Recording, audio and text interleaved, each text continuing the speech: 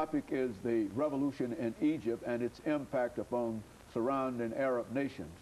Dr. Madu, let's pick up where we left off the last time and to give you an opportunity to continue talking about the impact that this revolution has already had upon Arab states. Go on and give us that information. Like I said, you know, the Kingdom of Morocco, you know, also faces a lot of challenges. Like I said, in the mid-70s, you know, the king at that time, Hassan, you know, was nearly overthrown twice. The first time in 71, having his birthday at his seaside palace, soldiers burst in there to assassinate him. Over 100 were killed. He miraculously escaped. Then in 1972, his Minister of Defense, General Mohammed Ufker, you know, organized a coup, then nearly shot his plane out of the sky. He miraculously escaped and had everybody executed, you know. So there has been opposition to the regime, you know, in Morocco for a long time. So even when the son came in, you know, King Mohammed VI, in 1999, he made some cosmetic changes. You know what I mean? Here, he released some political prisoners, and you know it. But still, underneath, people want, you know, complete reform. They want a constitutional monarchy instead of an absolute monarchy like you have there now. Corruption, you know, bring people to book. About the king spends about $750,000 a day to maintain his residences. Okay, for such a country, yeah, think about that. Yes, a day to maintain the royal palaces and households and concubines and you name it. You know. Now you move over to Syria, the same. Syria has been under the rule of one family since about 1971.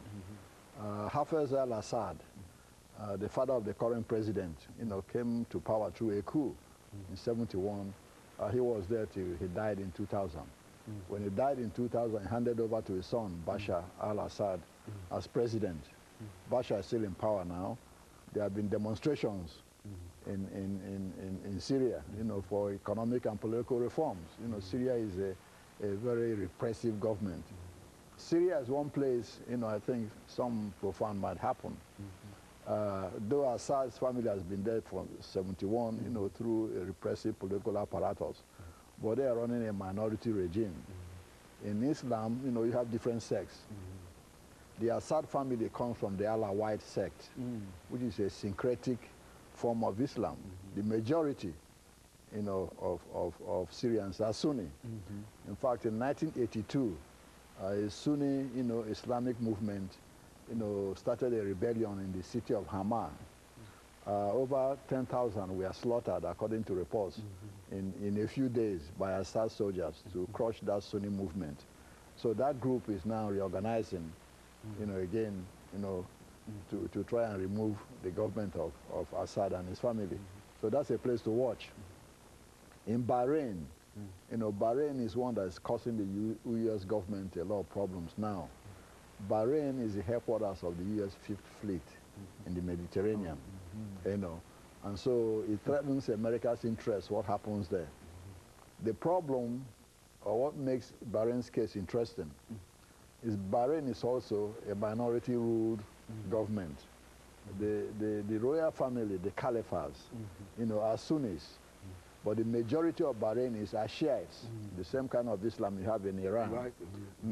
So it makes it very difficult, you know, for them to retain power outside using repressive measures, because the majority, even if there's democratic vote, they're out. Exactly, the Shiites will still vote them out.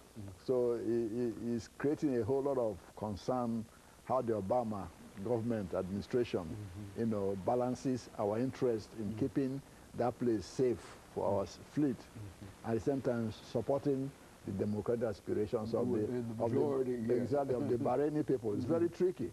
So right now, about 5 have been killed, the demonstrations, and 200 wounded. You know, there are tanks on the street and all that. So that's a very tricky situation. In Kuwait, you know, there's also demonstrations in Kuwait. Remember, Kuwait is also a repressive society, you know, whichever way you look at it. A place where women, you know, can't even drive and all that. So it's also very tricky because Kuwait you know, it's close to Iran. And so it's a very tricky And we've situation. been there before. And we've been there